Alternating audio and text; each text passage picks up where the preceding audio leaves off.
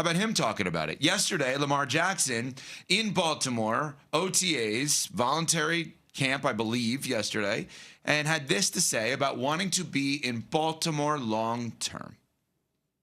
I love the Ravens. I love this organization. I love the city. Just the team that drafted me, got a lot of love for me. I believe, I got a lot of love for the city and this team as well. So, like I told you, the reconstruction is done. Cool with that, but I love Baltimore. Everybody should know that by now. Whenever we hear comments like that, I always try to mince words. Like, oh, wow, did the player say I love Baltimore or I love the Ravens? Right? Like, well, he said he loved both. No, I know. That's why I'm saying, where's the drama? It seems like I'll tell you what the drama is. Yeah. If they're asking him, is he going to be a Baltimore Raven, for the rest of his career, and he doesn't say yes, anything other than yes leaves room for us to speculate that this could be the beginning of the end of his tenure there as a starting quarterback. And that will be because he wants it to be, not the organization. And so I think that's the part where everybody's waiting on Lamar to take a definitive stance. When you have ownership saying that this is the top priority in the offseason to get a Lamar Jackson extension done, and then they have to unilaterally restructure his contract because they weren't able to get said extension done, and you're talking about a quarterback going into the final year of his contract in 2027 with an $84 million cap hit, which is untenable, it leaves us to wonder if the Ravens can't get a deal done by the start of the season, are we going to be watching Lamar Jackson play his final year in Baltimore in 2026? Also, he can, of course, when meeting with the media, say, I love Baltimore, I love the Ravens. And that can be true, while he could also want to potentially go somewhere else. Just because you've had success somewhere and you loved it doesn't mean that in the next iteration of your career, you're not looking to go somewhere else or do something different. And with a new regime coming in here, I think they're both feeling each other out. Now, obviously, as Cece mentioned, the Ravens have said this is top priority. Their owner, Steve Bisciotti, said this is what we want to do. It's high priority to get this done. But the fact that Lamar is taking more of a back seat to this, and he's not feeling that sense of urgency, I think is telling. Not only about the money that he ultimately wants to command and waiting to see exactly what the market looks like when he gets up against that deal, but you have a new head coach there. What if he doesn't like the direction that the organization is going? He's, from where I sit, so firmly in the driver's seat in these negotiations with Baltimore. Well, he did talk about that new coaching staff also. You mentioned Jesse Minter, new head coach, Declan Doyle, new offensive coordinator, very young, right around his age, or maybe even younger than him, if I'm not mistaken. Yeah. And Lamar talked about that yesterday, the new coaching staff being a breath of fresh air. New coach, new OC, different new guys in positions. So everything is just new, basically, besides upstairs, But coaching staff is just new, and I can say it's a breath of fresh air because everything is just new. That's all. Yeah, I mean, this is the problem. Do I think it's going to be done long term? I do. I do. But if we're just going to play the Brian Windhorst on Hoop Collective podcast, who does such a phenomenal job reiterating this, actions over words. You got two teams in that division that are such actions over words teams right now. The actions of the Browns around Myles Garrett and Myles Garrett around the Browns and the actions of Lamar and the Ravens would indicate, what are we waiting for every which way? What is Lamar waiting for? What are the Ravens waiting for? We don't know the answer. If everyone wants to get everything done, right? And you got another team in that division. I know we're talking about Lamar, but just to point this out, like, it brings this up all the time. Like we all do, like the actions of Myles Garrett. I haven't met the coach. I'm pushing the money back. These actions over words, it takes me back to the Micah Parsons thing. If we just followed actions over words, we should have known he was getting traded the whole time, because the actions would indicate a trade. And it happened late. It happened right before the season. I'm not suggesting Lamar is getting traded. I'm not saying Lamar is like Micah, but actions over words would indicate the opposite of what I said, which is it's not getting done. Okay, but also to counter that, actions over words, Declan Doyle is saying everybody needs to be here for voluntary workouts. It's very important with a new regime, a new offense, that everyone is here maximizing this offseason so that once the season starts, we're all up to speed and can hit the ground running. And guess who historically has not shown up, but did? Lamar Jackson. So if we're saying actions over words, he is pouring into Baltimore every which way at their request. They're saying you did it this way in the past. Now we're leaving no room for excuses. We're not doing anything that could potentially put us at a deficit. And he said, I'm listening and I am here. Here's my thing with the Lamar Jackson piece. I don't know where the negotiations are going to begin. Let's keep in mind, when Lamar Jackson began negotiating the current contract that he was on, he wanted a fully guaranteed contract because he saw Deshaun Watson get a fully guaranteed contract. You look around the landscape of the NFL, I mean, Dak Prescott essentially got a fully guaranteed contract too when you actually look at the practical guaranteed money in that deal. So I just don't think the player moves off of that position just because he was forced to take a contract that was below rate, because nobody else in the NFL would step up when he was under the franchise tag and fork over the 2 first-round draft picks. The picks will no longer be an impediment or a shield for other teams when it comes to the prospective interest in Lamar Jackson. Again, no franchise tag clause, no trade clause in his contract. He holds all the cards in terms of how this negotiation is going to go. And if the Baltimore Ravens aren't going to give him the fully guaranteed deal that he's looking for and the amount of money that he's looking for, I'm pretty sure that 1-year extension for $60 million, exciting to see the best quarterback in the NFC get paid off of a year where he took his team to the Final Four. And so that got me to thinking, what are the next quarterback contract negotiations? What are the situations that we should be keeping a close eye on because of the level of intrigue going into 2026 and beyond? So here we go. My top 5 quarterback contract negotiations to watch for the foreseeable future. And let's get this list kicked off. But before we do, she is the lovely Michelle Smallman. He is the Ocho, Evan Cohen. Number 8. I am the resident Super Bowl champ, Chris Canty. Cam Pratt, Pat Costello, if you will. Number 5. The 2024 quarterback draft class. We know the names: Caleb Williams, Jaden Daniels, Drake May, and Bo Nix. Each quarterback accomplished in their own right. They've all won playoff games, 78 total wins combined. 3 of the 4 have already played in the conference championship games, and one, and the one that hasn't, may well be the most physically gifted quarterback in his conference. All 4 quarterbacks become contract extension eligible after 2026, and barring injuries, they're all poised to reset the quarterback market. Who gets paid the most will likely depend on who plays the best this upcoming season. The fascinating thing is that all of them play on teams that are more than capable of getting to the Final Four. The 2024 quarterback draft class, number 5 on my list of quarterback contract negotiations to watch. Yeah, I think all 4. Obviously, we'll leave out J.J. McCarthy and Michael Penix Jr. For the sake of the conversation. I think that's fair. Yeah, all 4, it seems like it will be an easy decision for each of the teams, New England, Chicago, Washington, and Denver, respectively. I think the hardest decision is Washington's. If, God forbid, Jaden Daniels gets hurt again, they will be put in the toughest spot. If he's healthy, all 4, no-brainer, contract extension. We want you here forever kind of quarterbacks. All of those quarterbacks are going to get north of $60 million a year. Oof. But they've earned it. No doubt. No doubt. Next. Number 4.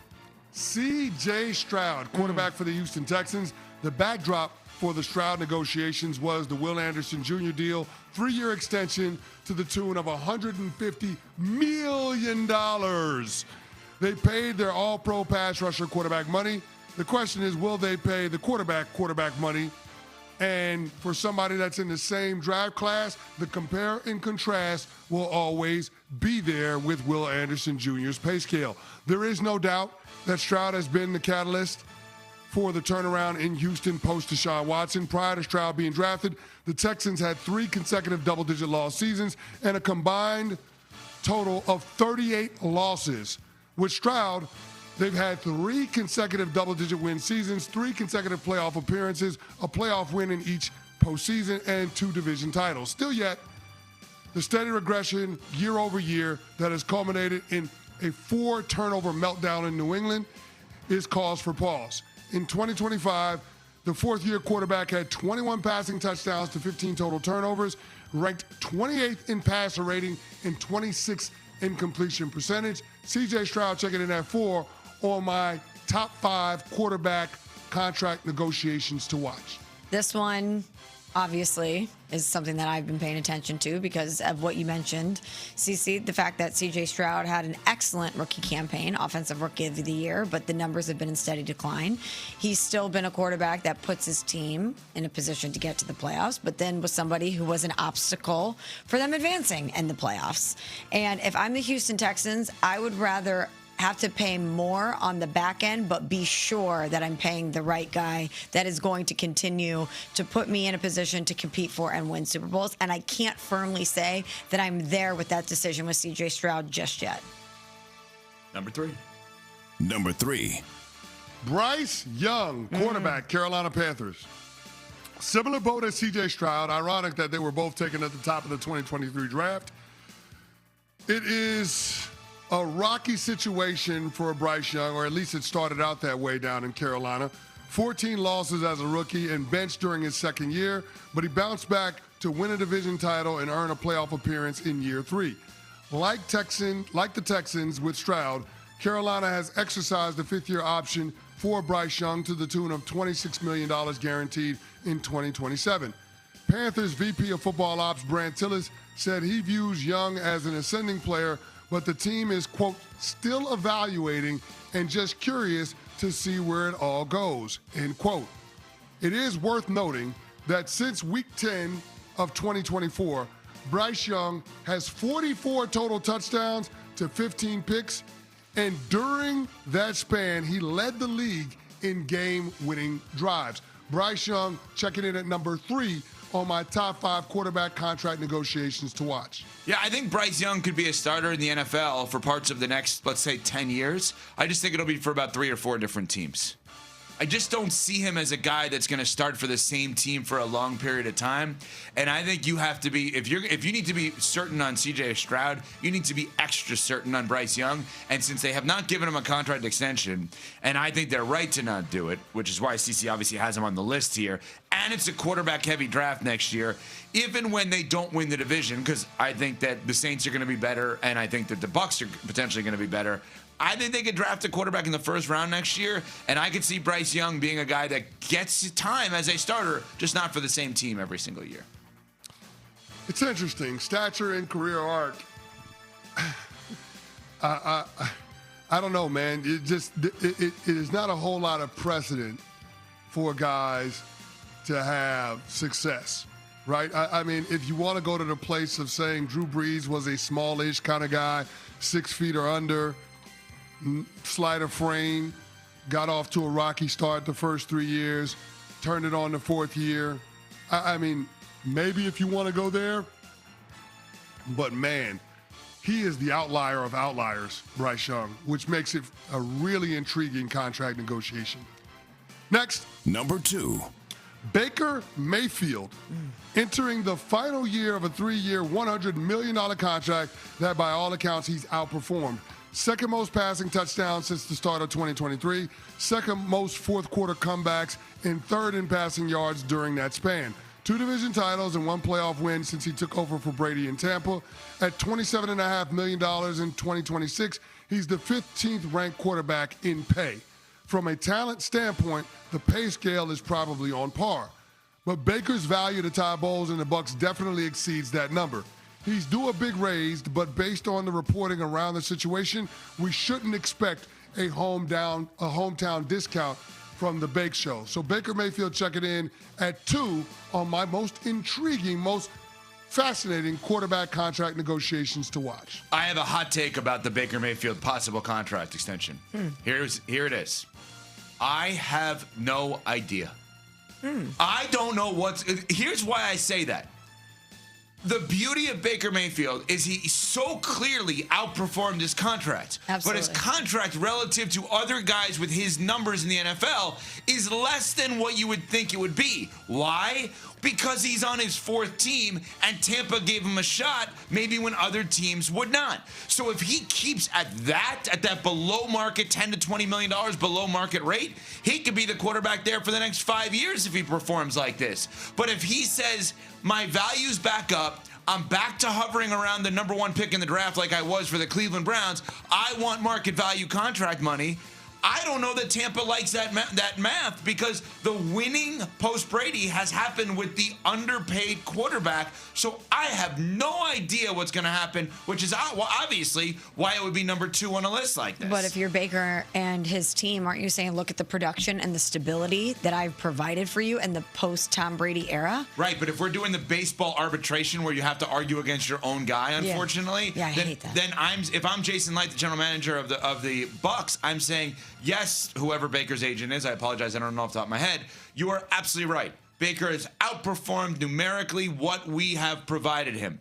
We believe he's done that because of everything else on our team as well, that we have saved a few bucks so he can have all of these 52 other guys around him that are really good too.